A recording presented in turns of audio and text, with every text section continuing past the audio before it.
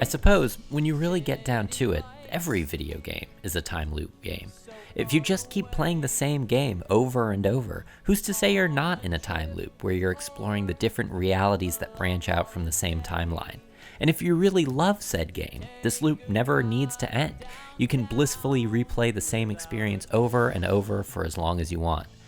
Deep down, that's the idea explored by Deathloop, a supremely enjoyable immersive sim-style time loop game that, in the end, wants to engage with the idea of being in a time loop game, in addition to simply providing an entertaining blend of stealth and gunplay.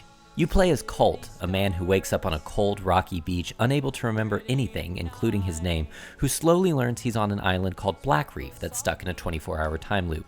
According to a torturous antagonist named Juliana, it's Colt's job to break this loop by killing 7 visionaries in one 24-hour time period. If that wasn't difficult enough, Juliana is bent on stopping Colt from breaking the loop by killing him, and thus looping him back to the beginning of the repeating day every chance she gets. Once this dynamic is established, you, as Colt, repeatedly set out into different parts of the island, constantly dying and reawakening, each time collecting another piece of information that will prepare you for the one climactic run where you execute your plan and break the loop. These repeated runs are designed as immersive sim experiences, where there's no single preferred way to accomplish a task.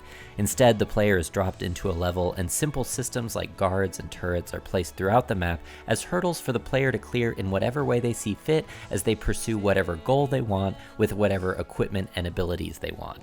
Although this gameplay is Deathloop's main selling point, the thing that makes the game unique and engaging is a playful spirit that infuses every element you encounter. Whether in obvious places like the game's razor-sharp dialogue between Colt and Juliana, which is voice acted to perfection by Jason E. Kelly and Oizioma Akaga, or unexpected places like menu text that includes jokes and profanity. This playful tone is Deathloop's key ingredient. It gives the experience a remarkable cohesion, usually unheard of in games of this scope and budget.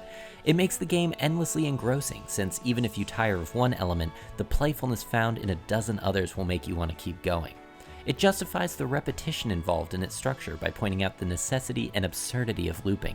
It alleviates frustration by lowering the narrative significance of death, which coincidentally also softens the impact of some of the game's violence, though the amount of neck stabbing still makes me cringe from time to time.